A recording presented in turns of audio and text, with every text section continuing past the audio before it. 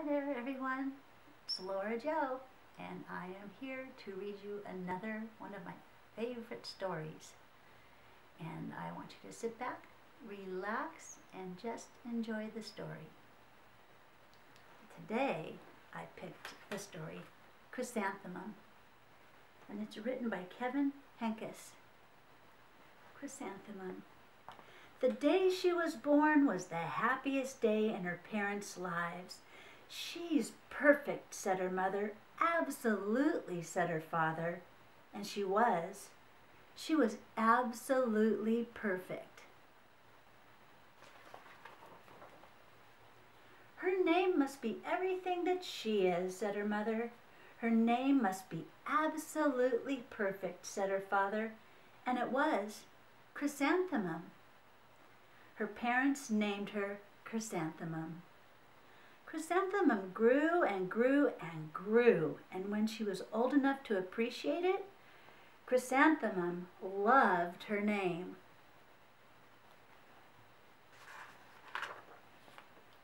She loved the way it sounded when her mother woke her up. She loved the way it sounded when her father called her for dinner. And she loved the way it sounded when she whispered it to herself in her bathroom mirror. Chrysanthemum, chrysanthemum, chrysanthemum. Chrysanthemum loved the way her name looked when it was written with ink on an envelope. She loved the way it looked when it was written with icing on her birthday cake. And she loved the way it looked when she wrote it herself with her big fat orange crayon. Chrysanthemum, chrysanthemum, chrysanthemum.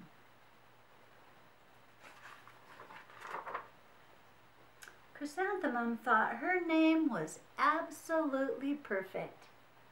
And then she started school. On the first day, Chrysanthemum wore her sunniest dress and her brightest smile.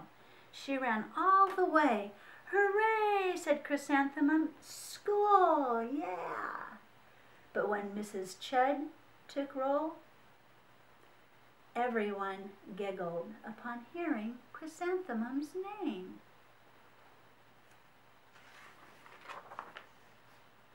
"It's so long," said Joe. "It scarcely fits on your name tag," said Rita, pointing. "I'm named after my grandmother," said Victoria. "She's named after a flower." Chrysanthemum wilted. She did not think her name was absolutely perfect. She thought it was absolutely dreadful. The rest of the day was not much better.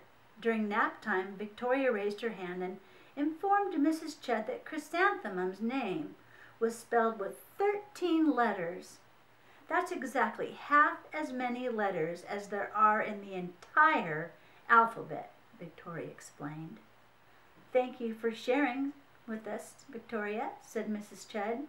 "But now, put your head down."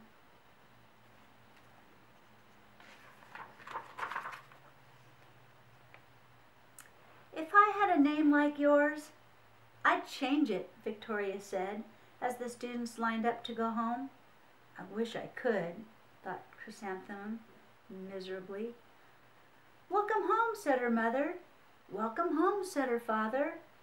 "School is no place for me," said Chrysanthemum. "My name is too long. It scarcely fits on my name tag. And I'm named after a flower." "Oh, pish," said her mother. "Your name is beautiful and precious and priceless and fascinating and winsome," said her father. "It's everything you are," said her mother. "Absolutely perfect," said her father. She's lucky to have them.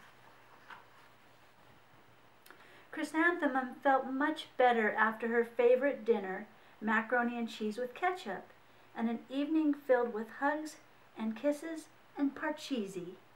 That's a game they like to play. That night, Chrysanthemum dreamed that her name was Jane. It was an extremely pleasant dream.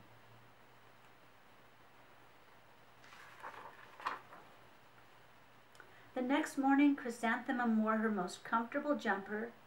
She walked to school as slowly as she could. She dragged her feet in the dirt. "Chrysanthemum, chrysanthemum, chrysanthemum," she wrote. She even looks like a flower, said Victoria as Chrysanthemum entered the playground. Let's pick her, said Rita, pointing. Let's smell her, said Joe. Chrysanthemum wilted. She did not think her name was absolutely perfect. She thought it was absolutely dreadful. She used to love her name until they made fun of her, huh? The rest of the day was not much better.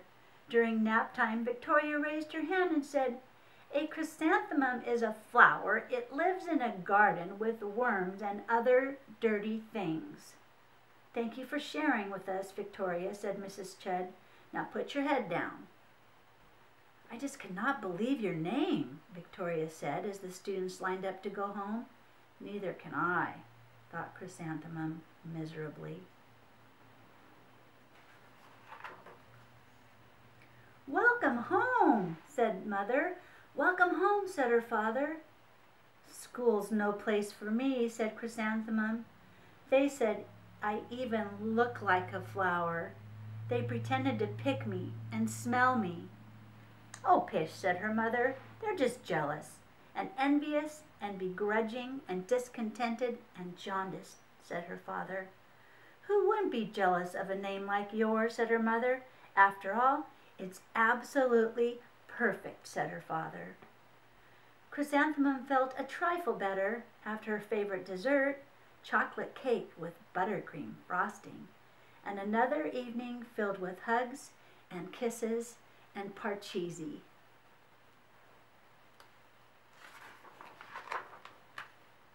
That night, Chrysanthemum dreamed that she really was a chrysanthemum. She sprouted leaves and petals. Victoria picked her and plucked the leaves and petals one by one until there was nothing left but a scrawny stem. It was the worst nightmare of Chrysanthemum's life. Chrysanthemum wore her outfit with 7 pockets the next morning. She loaded the pockets with her most prized possessions and her good luck charms. Chrysanthemum took the longest route possible to school. She stopped and stared at each and every flower. "Chrysanthemum, chrysanthemum, chrysanthemum," the flowers seemed to say.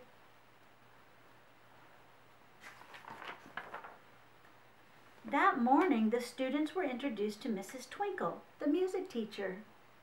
Her voice was like something out of a dream, as was everything else about her. The students were speechless. They thought Mrs. Twinkle was an indescribable wonder. They went out of their way to make a nice impression. Mrs. Twinkle led the students in scales. Then she assigned roles for the class musical. Victoria was chosen as the dainty fairy queen. Rita was chosen as the spiffy butterfly princess. Joe was chosen as the all-important pixie messenger, and Chrysanthemum was chosen as a daisy.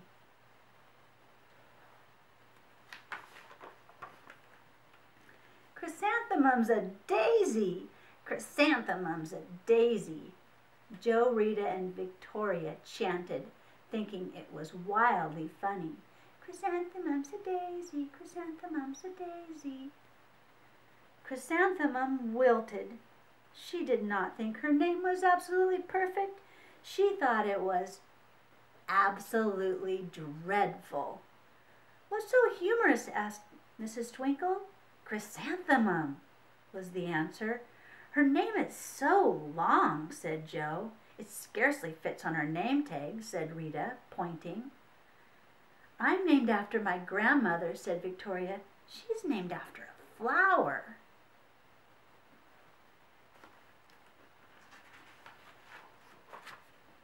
"My name is long," said Mrs. Twinkle. "It is?" said Joe. "My name would scarcely fit on a name tag," said Mrs. Twinkle. "It would?" said Rita, pointing. "And," said Mrs. Twinkle, "I'm named after a flower too." "You are?" said Victoria. "Yes," said Mrs. Twinkle. "My name is Delphinium." Delphinium Twinkle. And if my baby is a girl, I'm considering Chrysanthemum as a name. I think it's absolutely perfect." Chrysanthemum could scarcely believe her ears. She blushed, she beamed, she bloomed. Chrysanthemum, chrysanthemum, chrysanthemum. I'm happy for her.